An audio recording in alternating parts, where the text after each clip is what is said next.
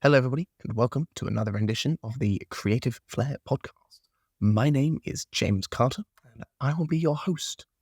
I'm basically the dude that talks to this microphone and camera in my little university dorm room and basically tries to keep it as quiet as possible so nobody else actually hears what the hell I'm doing. Yeah, I'm basically just the weird dude who just talks to the microphone about art. But we do have a few new listeners and some actual people who do actually listen and watch what I do, so I'm happy. Anyway, in today's little podcast thing, we're going to be exploring the differences between avant-garde art and kitsch art.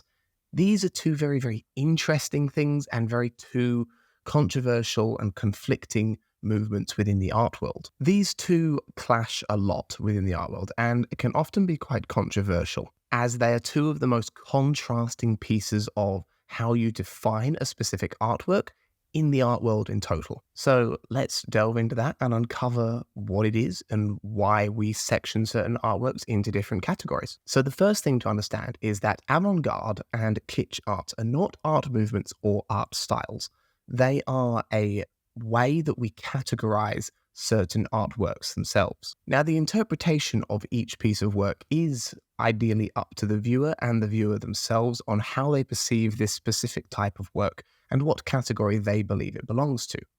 But more often than not, the art world itself, these are the only two real categories that artworks are put into that actually have a high standing ground that people can look at and go, oh yes, that's avant-garde art. So avant-garde art is all about pushing the boundaries and escaping the norms of within the art realm. And it's about challenging conventional ways of making art and how we view specific artworks. Avant-garde art will more often than not spark and strike some controversy. And some of the most famous artists, such as Pablo Picasso and Marcel Duchamp, have actually created avant-garde artworks. The avant-garde movement, as it were, is actually very, very simple of identifying this way that we are meant to be pushing beyond the boundaries of what we've considered possible and what we've considered artworks in the past, such as when we consider specific paintings from the realism era, and then we broke into different art periods and eventually went into modern art. These are the artworks that really started to become very avant-garde. And that is mostly because avant-garde art actually asks us to look at art and look at the world through a new lens and a new way of seeing, and asks us to question our own perspective and our own expectations. Personally, I quite like avant-garde art, as it's always pushing beyond what we always thought possible and what we thought art should be, such as when we consider Duchamp's Ready-Made as The Fountain. Everybody knows The Fountain. It's the urinal piece of artwork that is basically a ready-made, and he took just the urinal, placed it in a container and went, this is art.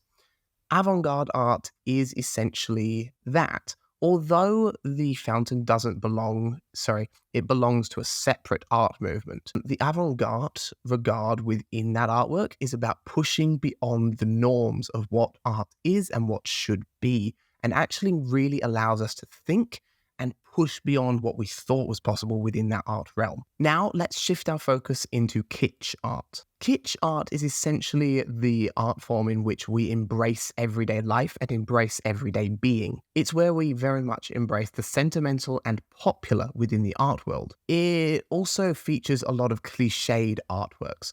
These are artworks that don't really progress us to think.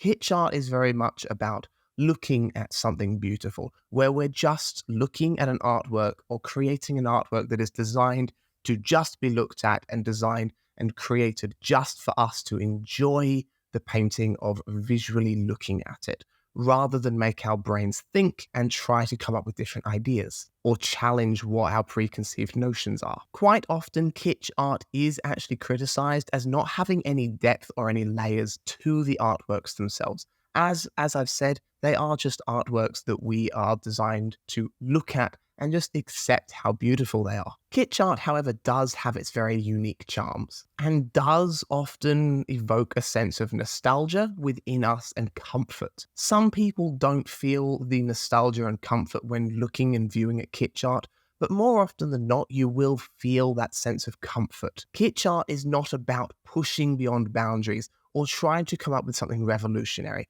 It's about creating that sense of comfortable viewing for the experience of just viewing art. Kitsch art is also very much just around in the popular art scene. Kitsch art is very popular within the popular masses, and people love kitsch art because, well, I can't really tell you why people love it, but there's very little to think about. It's just a very nice image to look at. So what actually happens when avant-garde and kitsch art, these two seemingly opposite sides of the art world, clash? Some artists find ways to merge avant-garde and kitsch art together, creating thought-provoking works that actually challenged our preconceived notions and create something that is visually stunning to look at, that is visually ready for the masses and for people to look at.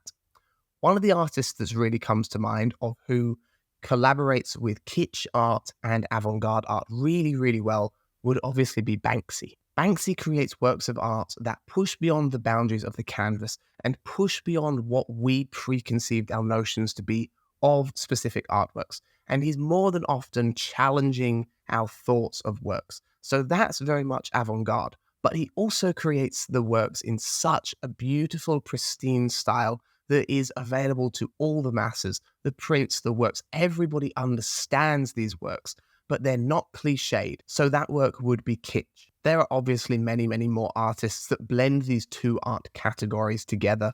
And the artists that do them, more often than not, create such astounding works. It's a very hard thing to pull off because most people will create works that just stick within the kitsch art world. And most artists will actually stick within the kitsch art realm and will not push into the avant-garde because most artists just want to create some pretty works and aren't that interested in creating avant-garde that will push beyond these certain realms. And that's completely fine because there is no right or wrong way of creating these works and creating artworks for them. It's just about creating what you enjoy to create. So with that said, what about the impact that avant-garde and kitsch art has had on the contemporary art world? Now, contemporary art, if you don't know, is any artwork that is made post-World War II, and essentially is any artworks made post 1940, essentially. Contemporary art and conceptual art are different things. Contemporary art is any artworks that's made in today's era. The clash of kitsch and avant-garde art has left an astounding mark on the contemporary art world. It has very much encouraged artists to explore and push and really create thought-provoking works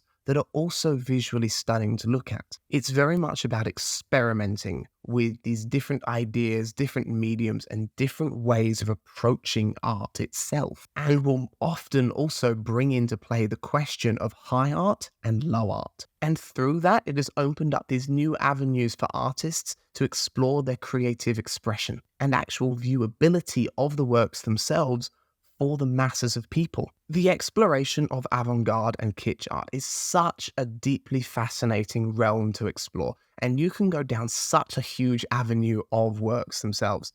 If you're ever looking at an artwork and you're trying to just sound smart about something, just look at the artwork and go, now, do you believe this is kitsch or avant-garde, my good man?